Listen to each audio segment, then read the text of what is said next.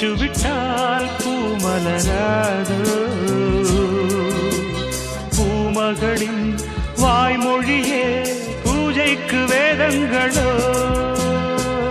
கல்லூரி வாழ்க்கையில் காதல் ஏன் வந்தது ஆகாயம் எங்கிலும்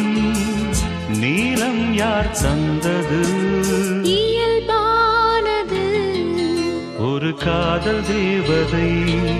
பூமியில் வந்தாள்